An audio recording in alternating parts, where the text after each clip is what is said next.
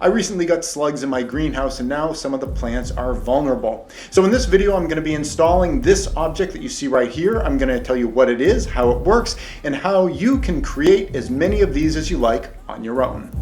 I love the chase and the hunt, and I set the pace when I'm running. I always take what I want and I always give it 100. Don't need a bank, no I'm funded. Play the game like it's nothing. I'm always thankful for something. Don't take for granted, stay humble. Now waiting, better believe in your mind, cause it's everything.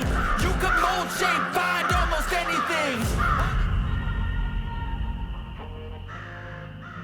Hey everybody, this is Praxis, and I have slugs in my greenhouse, and that can be really problematic for certain types of plants. Certain types of plants they have no interest in, but I know my snow peas they went after pretty heavily, and it seems like pretty much anything that I plant that I want to grow, slugs are also interested in.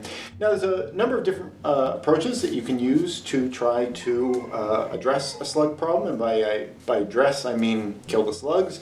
One of them, which is kind of a long-term fix, is that you can get these parasitic nematodes that can get into your soil, and they allegedly can kill slugs. I haven't done that yet. I do plan to, but in the meantime, while I'm trying to figure out some way of getting rid of the slugs, I want to protect the plants that I have presently in the greenhouse from them, and that's why I created this. This is what I'm calling my Slug Cuff. And if you'd like to get one of these yourself, I'm going to put a link to the 3D print file, which I used to create this, over on my Patreon page. If you're a Patreon member, I'll offer it to you guys for free. And if you're not, I guess, well, does $1 sound pretty good for something like that? And you can download it and you can print off as many as you like. I tried to make it nice and thin so it doesn't use a lot of plastic, but also rugged enough so that I can use these year after year.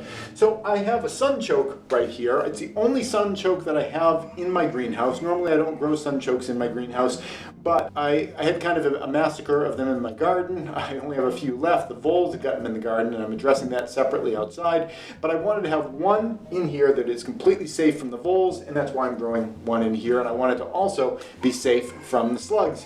What I'm going to be doing with my Slug Cuff, and you have to say it that way, is putting some diatomaceous earth in the top. And that's the way that this thing functions, is that this gets set down into the soil, and you have a ring of diatomaceous earth there that the slugs aren't going to want to cross.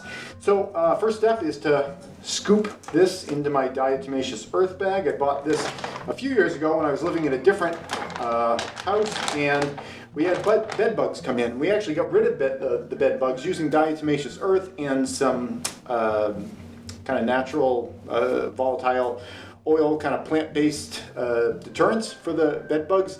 And I was pretty proud of that, because bed bugs are supposed to be one of those things that, like, once you get them, you can't get rid of them. But we were just really aggressive with it, had the stuff all over the place, and we were able to get rid of them. And now I still have the bags, and I'm going to be using them to try to take care of my slug problem. So I just scooped in there, and I think it'd just be nice if it's like a nice healthy heaping scoop right there.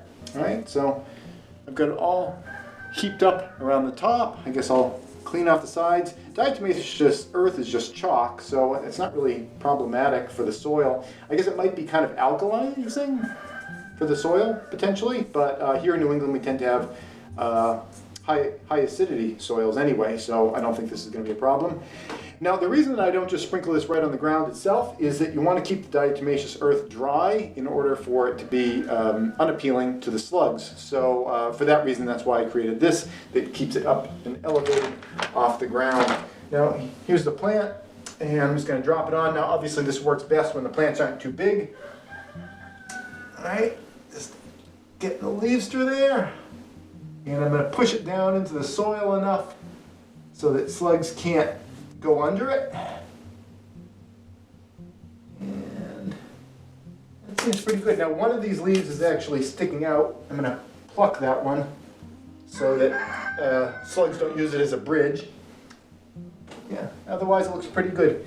So that should do it. That will be a impassable boundary, hopefully, for the slugs. And while I work on my other approaches to try to just get rid of the slugs generally in the greenhouse, this will at least protect this plant. Again, if you want to download that 3D model file, it's a stereolithic model file. It's kind of a generic type of file format that you can use for 3D printers.